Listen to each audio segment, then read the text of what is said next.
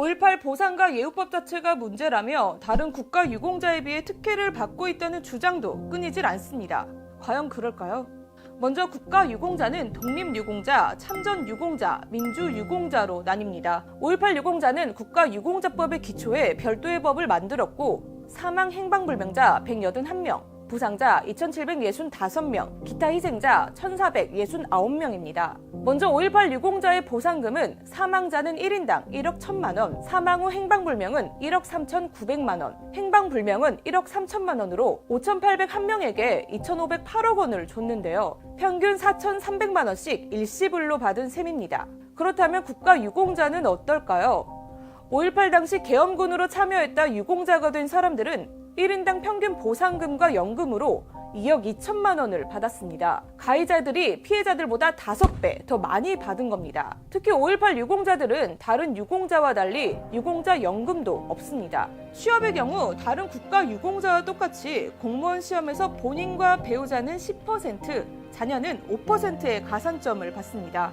지난해 7구급 시험 합격자 5,826명 중 단 9명이 5.18 유공자였고요. 2018년 7월까지 누적 인원은 446명으로 가점을 받아 공무원 시험에 합격한 국가유공자 33,658명의 1.3%에 불과합니다. 한편 5.18 유공자는 복무 단축 같은 병역 혜택이 없습니다. 의료비 혜택도 마찬가지입니다. 보훈병원을 이용하면 국가유공자는 100% 감면 혜택을 받습니다. 유족도 60% 감면을 받습니다. 오히려 6.25 전쟁이나 월남전 단순 참전자가 보훈병원에 가면 90% 감면 혜택을 받지만 5.18 유공자 중 기타 희생자는 50% 감면에 그칩니다. 결론적으로 의료, 교육, 병역, 연금 등 모든 분야의 혜택이 5.18 유공자라고 해서 특혜를 받는 건 없습니다. 그런데도 인터넷상에서는 6.25 참전용사에 대한 국가의 처우가 5.18 유공자에 미치지 못한다고 주장하는 비교 도표가 돌아다니고 있습니다. 이 도표에 따르면 5.18 민주유공자 기준이 구금이나 연행자도 모두 가능하다고 돼 있지만 구금이나 연행됐다고 무조건 유공자가 되는 건 아닙니다. 엄격한 심의를 거쳐 지원금을 받은 사람만 유공자가 될 수 있습니다. 혜택 또한 앞서 살펴본 바와 같이 5.18 민주유공자나 참전유공자나 거의 비슷합니다. 실제 5.18 민주유공자 가운데 절반은 기초생활수급자입니다. 고문으로 인한 트라우마 수십 년째 겪고 계시고요. 많은 분들이 스스로 목숨을 끊었습니다. 한편 5.18 유공자 숫자가 해마다 늘고 있다는 의혹 제기도 문제가 있습니다. 입증 증거가 뒤늦게 발견되거나 혹시 모를 불이익을 걱정하다 최근 정부가 바뀌고 나서야 신청하는 경우가 대다수입니다.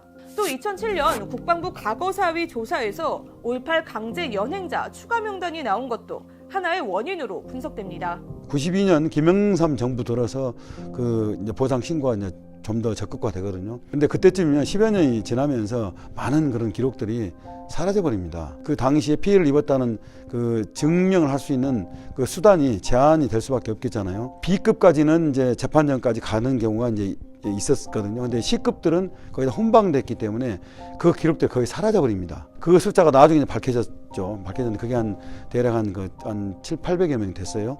5.18 유공자 특혜 논란은 특혜의 유무보다는 5.18 자체를 인정하지 않으려는 심리가 더 큰 문제라는 지적입니다.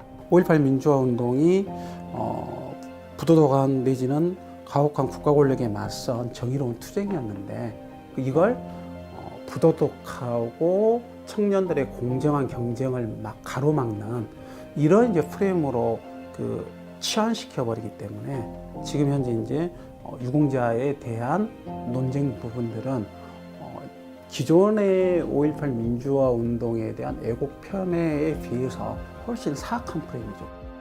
더 기가 막힌 건 전두환 신군부의 국보위에 가담한 자들은 보훈국장 국선장 17명, 천수장 82명, 3일장 38명, 광복장 40명, 보국포장 59명 등 모두 236명이 훈포장을 받았다는 점입니다. 반면 5.18 민주유공자에 대한 서훈은 아직까지 단 한 명도 이뤄지지 않았습니다. 이 때문에 5.18 민주유공자를 서훈해서 대한민국의 국가적 정체성을 바로 세워야 한다는 주장이 힘을 얻고 있습니다. 4.19 그 유공자들도 벌써 1,000명 이상이 서훈이 됐습니다.